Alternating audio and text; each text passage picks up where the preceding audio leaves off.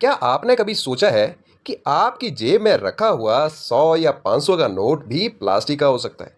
Imagine कीजिए, आपका currency note पानी में भीग जाए, जेब में कई महीनों तक रहे, फोल्ड हो, फिर भी बिल्कुल एकदम नया जैसा दिखे। इट साउंड्स इम्पॉसिबल, लेकिन यही टेक्नोलॉजी अब इंडिया में आने वाली है। आरबीआई गवर्नर श्री संजय मल्होत्रा ने घोषणा की है कि यदि पायलट टेस्टिंग सफल रही, सक्सेसफुल रही, तो अगले साल से भारत में पॉलीमर करेंसी नोट्स सर्कुलेशन में आ सकते हैं। लेकिन क्या प्लास्टिक नोट्स एनवायरनमेंट के लिए भी अच्छे होंगे? क्या ये नकली नोटों को रोक पाएंगे? और यूपीएससी एग्जाम में इससे कौन कौन से क्वेश्चन बन सकते हैं? आज हम इसे साइंस, इकोनॉमी, एनवायरनमेंट और गवर्नेंस के पर्सपेक्टिव से समझेंगे। आओ सबसे पहले हम ये जान लें कि व्हाट इज पॉलीमर करेंसी। तो पॉलीमर करेंसी, आज भारत में ज़्यादातर currency notes cotton based paper से बनते हैं। लेकिन पॉलीमर नोट्स पेपर से नहीं बनते, बल्कि स्पेशल प्लास्टिक फिल्म से बनाए जाते हैं। और इस प्लास्टिक को सामान्य प्लास्टिक मत समझिए। ये फूड पैकेजिंग वाले प्लास्टिक जैसा नहीं। ये एक हाई टेक्नोलॉजी मटेरियल होता है जिसे कहा जाता है ओरिएंटेड पॉलीप्रोपाइलीन, यानी कि ओपीपी, या फिर विशेष पॉलीमर सबस्ट्रेट।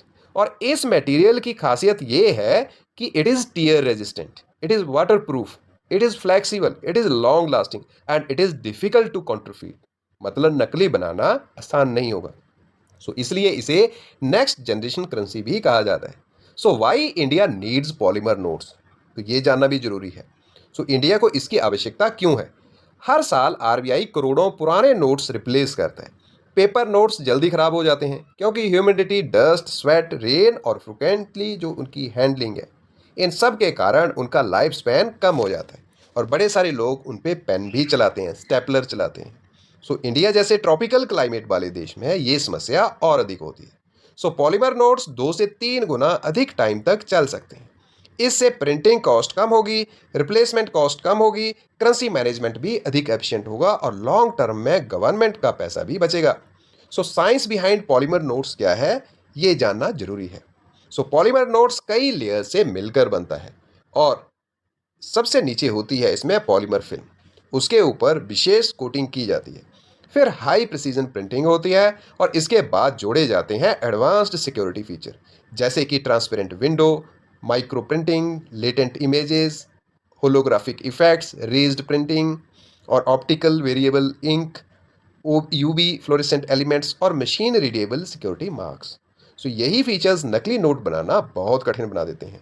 और यानी science, material engineering, security printing का एक शानदार कॉम्बिनेशन बन जाएगा ये पॉलीमर नोट। अब रिसेंट में क्या न्यूज़ चल रही है? आरबीआई गवर्नर संजय मल्होत्रा के अनुसार भारत अभी पायलट स्टेज में है। सबसे पहले ये देखा जाएगा कि Indian climate, heat, humidity, dust और रेनफॉल, इन परिस्थितियों में पॉलीमर नोट्स कैसे परफॉर्म करेंगे। यदि टेस्टिंग सफल रही, तो अगले फाइनेंशियल ईयर से इनका सर्कुलेशन शुरू किया जा सकता है। और गवर्नर ने यह भी बताया कि नई करेंसी में कई एडवांस्ड सिक्योरिटी फीचर होंगे। आप ग्लोबल एग्जांपल्स देख लें इसके। इंडिया कोई पहला देश नहीं होगा जिसने पॉलीमर नोट्स चलाए। दुनिया के 40 से अधिक देशों में पॉलीमर नोट्स पहले से यूज हो रहे हैं। और सबसे पहले ऑस्ट्रेलिया, जिसने 1988 में पॉलीमर नोट्स स्टार्ट किए। इसके बाद Canada, New Zealand, Singapore, Vietnam, Romania, Malaysia, UK और कई अन्य देशों ने भी इन्हें अपनाया। और इन देशों का अनुभव बताता है कि करेंसी अधिक समय तक चलती है और काउंटरफीटिंग काफ़ी कम हो जाती है। अब यहाँ पे हम एडवांटेजेस और चैलेंजेस भी डिस्कस कर लें। एडवांटेजेस देखें तो लॉन्ग लाइफ है, वाटर रेजिस्टेंट है, डस्ट रेजिस्टेंट, क्लीनर नोट्स हैं, बेटर हाइजीन है, lower replacement cost, advanced security, less counterfeiting और सुइटेबल फॉर इंडियन क्लाइमेट है। दूसरी तरफ चैलेंजेस की बात करें तो हायर इनिशियल कॉस्ट रहेगी, नई प्रिंटिंग टेक्नोलॉजी चाहिए, एटीएम कैलिब्रेशन करनी पड़ेगी, वेंडिंग मशीन्स में बदलाव लाना पड़ेगा, रिसाइकलिंग इंफ्रास्ट्रक्चर होगी और पब्लिक अवेयरनेस करनी पड़ेगी। यानी स्टार्टिंग महंगी होगी लेकिन लॉन्ग टर्म बेनिफिट्स अधिक हो सकते हैं। अगर हम यूपीएससी एग्जाम पर्सपेक्टिव से देखें तो सबसे इंपॉर्टेंट पार्ट इसका रहेगा यूपीएससी पर्सपेक्टिव, जिसमें प्रीलिम्स क्वेश्चन में पूछे जा सकते हैं पॉलीमर करेंसी किस मटेरियल से बनती है, ट्रांसपेरेंट विंडो क्या होती है, सबसे पहले पॉलीमर नोट्स किस देश ने स्टार्ट किए। जीएस पेपर 3 के एंगल से टॉपिक्स पूछे जा सकते हैं economy, currency management, counterfeit currency, financial stability.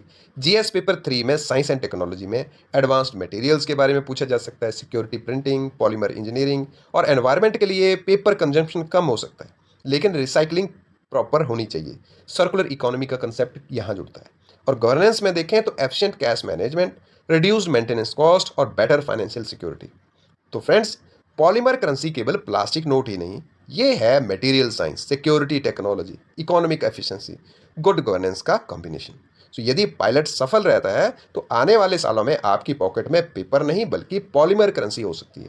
और यूपीएससी एस्पिरेंट्स के लिए ये topic science and technology, economy, environment और गवर्नेंस चारों विषयों को जोड़ने वाला एक परफेक्ट करंट अफेयर्स टॉपिक है।